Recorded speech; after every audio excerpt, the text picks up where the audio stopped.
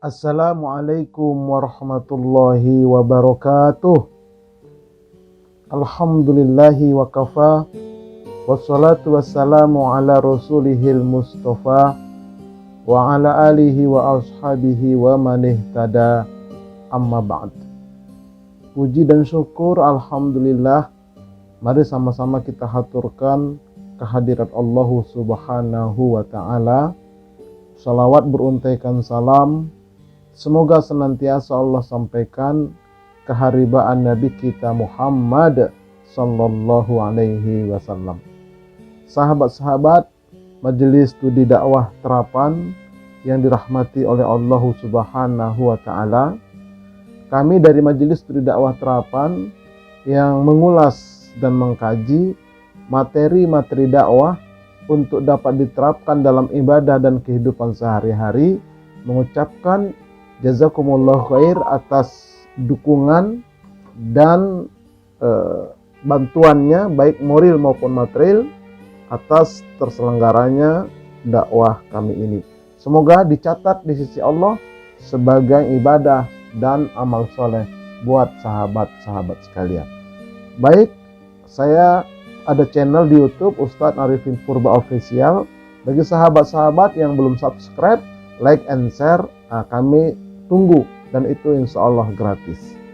Baik sahabat-sahabat sekalian yang dirahmati oleh Allah Subhanahu wa ta'ala, tema kajian kita pada pertemuan kali ini adalah perbedaan antara istighfar dan taubat. Nah, ini kita harus paham betul apa dan untuk apa istighfar itu, kemudian apa dan bagaimana taubat itu. Jadi ada perbedaan, dia sangat signifikan. Mari kita lihat ulasannya.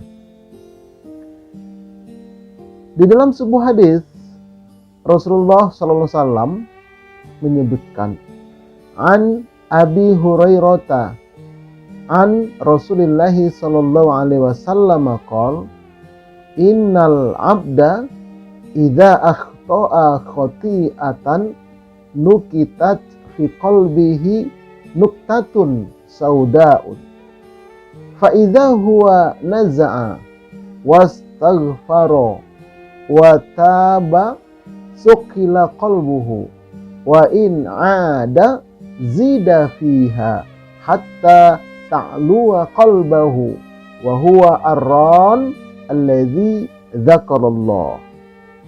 Artinya, sesungguhnya seorang hamba ketika berbuat satu dosa kecil, Allah jadikan satu titik hitam di kolbunya.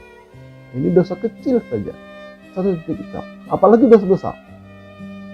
Nah, dua dosa kecil, dua titik hitam.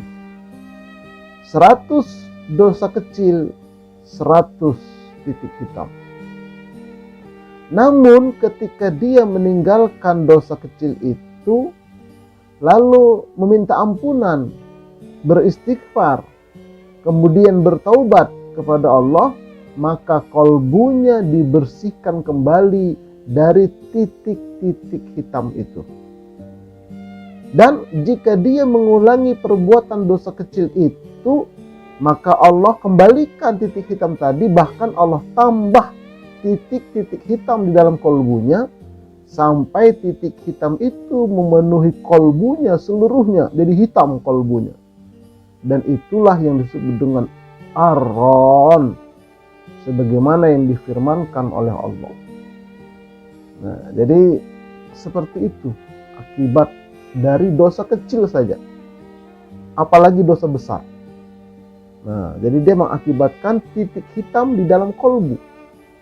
Di dalam kolbu. Kolbu lapisan mana? Kolbu lapisan luar, as-sudur. Nah, ini sudah saya sampaikan tentang lapisan-lapisan kolbu. Nah, taib. Inilah makna firman Allah tadi. A'udzubillahi minasyaitonirrajim. Kalla bal rana ala qulubihim ma kanu yaksibun. Kalla, innahum ar-rabbihim yawma idzil lamahjubun thumma innahum lasalul jahim. Sekali-kali tidak. Nah, ini bantahan orang-orang yang mengatakan bahwa Al-Quran itu dongeng. Kata Allah, sekali-kali tidak. Akan tetapi, apa yang mereka lakukan itu telah menutupi. Nah, dosa-dosa yang mereka lakukan itu menutupi kolbu mereka. Sekali-kali tidak. Sesungguhnya mereka pada hari kiamat kelak benar-benar telah terhalang dari melihat Allah, kemudian sesungguhnya mereka akan benar-benar masuk ke dalam neraka. Jadi orang-orang yang kolbunya hitam di muka bumi ini, tidak dia bersihkan kolbunya itu dengan istighfar dan taubat sampai mati, maka dipastikan nanti pada hari kiamat tidak bisa bertemu dengan Allah. Padahal berjumpa dengan Allah itulah puncak dari semua kenikmatan yang ada di alam semesta, bahkan di akhirat. Nah, kenikmatan surga dengan isinya itu kalah dibandingkan dengan bertemu dengan Allah Subhanahu wa ta'ala.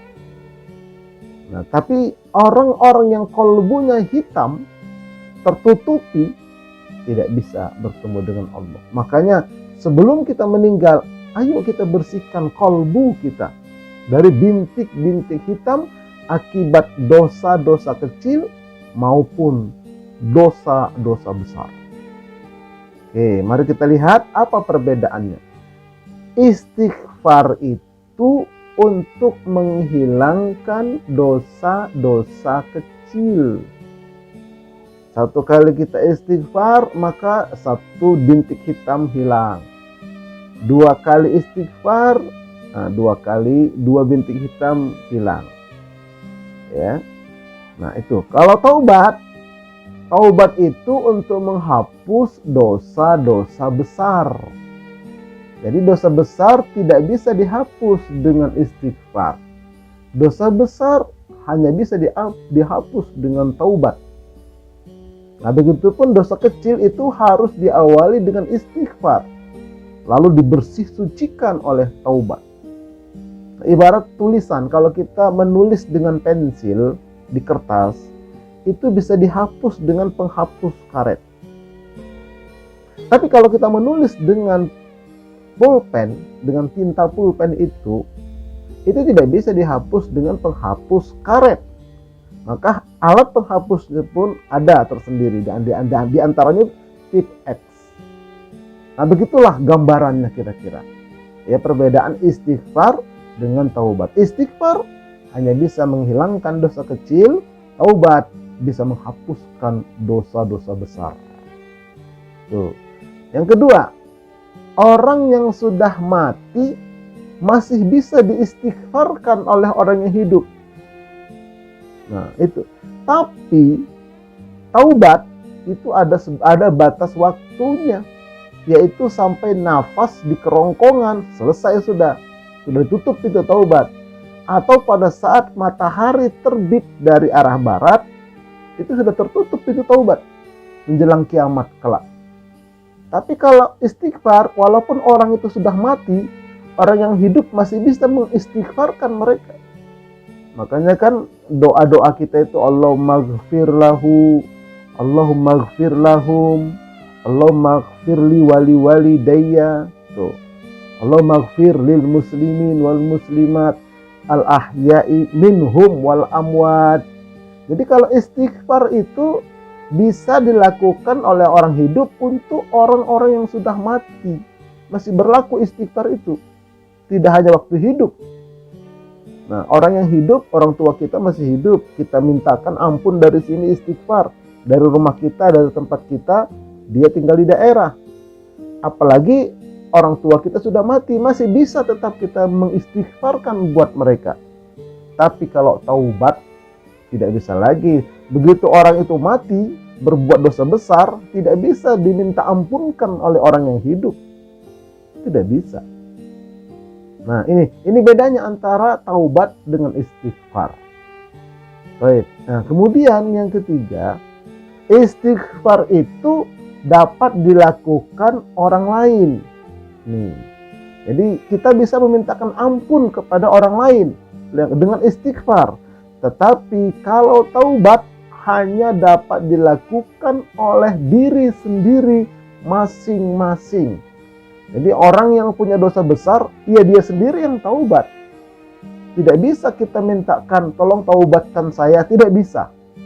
Tapi kalau istighfar, dosa kecil, ya orang berbuat dosa kecil, dia meninggal, masih bisa kita mintakan ampun. Makanya kalau ada orang meninggal, ya, yang kita mintakan ampun itu dosa-dosa kecilnya. Adapun dosa besarnya kita serahkan dia kepada Allah.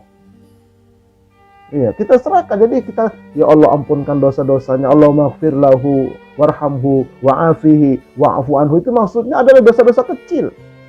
Kalau dosa besar, ya urusan dia kepada Allah. Ada taubat nggak dia selama hidup? Nah, oleh karena itu ini penting sekali sebelum kita menghadap Allah. Nah, jadi dengan demikian kita harus bisa membedakan apa itu istighfar. Istighfar untuk menghilangkan dosa kecil, taubat untuk menghapus dosa besar. Orang-orang yang sudah mati masih bisa diistighfarkan, sementara taubatnya itu semasa masih hidup. Kalau sudah nafas di tenggorokan, tertutup pintu taubat. Kalau sudah matahari terbit dari arah barat, tertutup pintu taubat. Nah, istighfar itu dapat dilakukan oleh orang lain untuk orang lain, baik yang hidup maupun yang meninggal. Sementara taubat hanya dapat dilakukan oleh diri sendiri masing-masing. Sahabat-sahabat sekalian, nah lalu kapan saja waktu-waktu beristighfar itu? Nah, setidaknya nanti ada 4 itu. Kapan saja dia? Nah, nanti kita akan lanjutkan pada video berikutnya, insya Allah. Wallahu a'lam bishawab. Semoga bermanfaat. Sampai jumpa. Yuk kita tutup dengan doa kafaratul majlis. Subhanakallahumma wa bihamdik asyhadu an la ilaha illa anta astaghfiruka wa atubu ilaik. Assalamualaikum warahmatullahi wabarakatuh.